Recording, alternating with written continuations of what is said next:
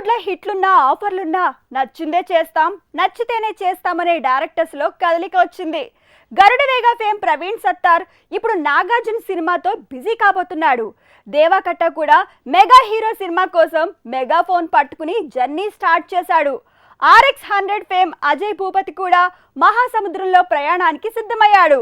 అసలు కదలవనుకున్న బోట్లు సడన్ గా కదులుతున్నాయి. King Nagarjuna wild dog movie తర్వాత కొత్త ప్రయోగానికి సిద్ధమవుతున్నాడు. బాలీవుడ్ ప్రాజెక్ట్ బ్రహ్మాస్త్రలో కూడా నాగ్ వేసే పాత్ర తాలూకు షూటింగ్ పూర్తవుతుండటంతో నెక్స్ట్ ఏంటనే ప్రశ్నకు ఆన్సర్ చెబుతున్నాడు మన్మధుడు నాగ్.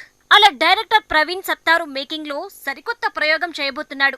అంతా ఇది PSV గరుడవేగకి సీక్వెల్ అంటున్నారు. నిజానికి గుంటూరు టాకీస్ నుంచి గరుడవేగ వరకు వరుస హిట్లతో టాలెంటెడ్ డైరెక్టర్ అనిపించుకున్న దర్శకుడు ప్రవీణ్ సత్తారు ఆ తర్వాత హీరో రామ్ తో మూవీ చేయబోయాడు. అది మెటీరియలైజ్ కాలేదు. వెంటనే బాలీవుడ్ సినిమా అన్నారు. అది కుదరలేదు. రీజన్ ఎక్కడ కాంప్రమైజ్ కానీ దర్శకుడు అవటం. నచ్చిందే చేస్తా నచ్చినప్పుడే చేస్తా అనేలా సాగిపోయే డైరెక్టర్స్ లిస్ట్ లో ఉండటం.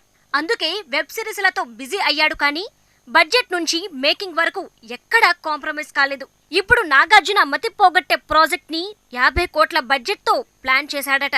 ప్రవీణ్ సత్తారులానే డైరెక్టర్ గా హిట్లుని ఓరెంజ్ ఫేమ్ ని సొంతం చేసుకున్న అజయ్ భూపతి ప్రాజెక్ట్ కూడా కదిలింది. RX100 లాంటి బ్లాక్ బస్టర్ సొంతమైన మరో సినిమా సెట్స్ పైకి తీసుకెళ్లేందుకు 2 ఏళ్లు పట్టింది దర్శకుడికి. నిజానికి RX100 హిట్ తర్వాత రామ్ నుంచి నాగ చైతన్య వరకు, రానా నుంచి రవితేజ వరకు చాలా మందికి స్టోరీ నేరేట్ చేశాడట అజయ్ భూపతి. చాలా వరకు అంతా కథకి కనెక్ట్ అయినా స్టోరీలో మార్పులు, బడ్జెట్ లో కుదింపులు పెరగడంతో కాంప్రమైజ్ కాక వెయిట్ చేయాల్సి వచ్చిందన్నారు. ఫైనల్ గా శర్వానంద్ తో పాటు తమిళ హీరో సిద్ధార్థ్ మహాసముద్రాన్ని షురూ చేశాడు.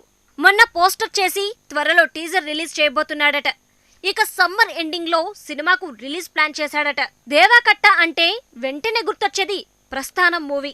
ఇలాంటి క్లాసిక్ ని తీసి మధ్యలో ఫెయిల్యూర్ ఫేస్ చేసిన దేవకట్ట బాలీవుడ్ లో కూడా తన ప్రస్థానాన్ని కొనసాగించాడు. అలా రీమేక్ చేస్తే అక్కడ కూడా పేరు తప్ప సక్సెస్ రాలేదు. నచ్చిందే చేస్తా అనేలా సాగిపోయే దర్శకులకి ఆఫర్లు కూడా అంతే ఈజీగా రావంటారు. దేవకట్ట విషయంలో అదే జరిగిందా?